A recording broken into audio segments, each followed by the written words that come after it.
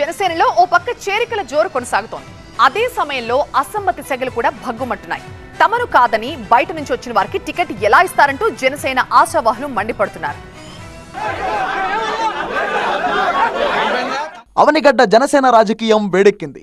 అనూహ్యంగా మాజీ deputy speaker మండలి బుద్ధా ప్రసాద్ టీడీపీకి రాజీనామా చేసి జనసేన కండువా కప్పుకున్నారు. పిఠాపురంలో పవన్ సమక్షంలో జనసేనలో జాయిన్ అయిన బుద్ధా ప్రసాద్ అవనిగడ్డ నుంచి జనసేన తరఫున పోటీ చేస్తారని ప్రచారం జరుగుతోంది.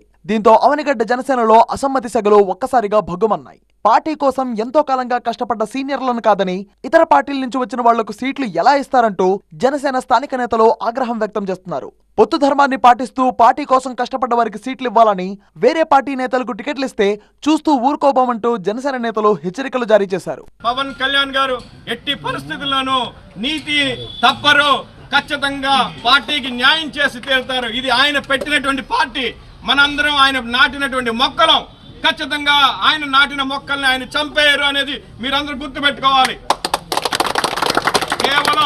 కేవలం పార్టీలో అలజడి క్రియేట్ చేయడం కోసం ప్రతిపక్షాలు అలాగే మిత్రపక్షాల్లోని కొంతమంది ఇది క్రియేట్ చేస్తున్నట్టుంది వాస్తవం. మీరెవరు అలజడికి గురవద్దు.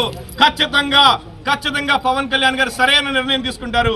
పార్టీలో పనిచేసి మరి 5 ఏళ్ళు 10 ఏళ్ల నుంచి పనిచేస్తున్న ఎవరో ఒకరికి ఇస్తారు. ఎవరికి సీట్ ఇచ్చినా నేను మద్దతు తెలియజేస్తాను.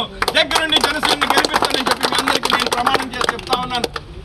పార్వతీపురం మన్యం జిల్లా పాలకొండ నియోజకవర్గం నుంచి గత ఎన్నికల్లో టీడీపీ తరఫున పోటీ చేసిన నిమ్మక జయకృష్ణ పిఠాపురంలో పవన్ సమక్షంలో జనసేనలో చేరారు. పాలకొండ టికెట్ జనసేనకు కేటాయించడంతో టీడీపీ నుంచి జనసేనలో జంప్ అయ్యారాయన.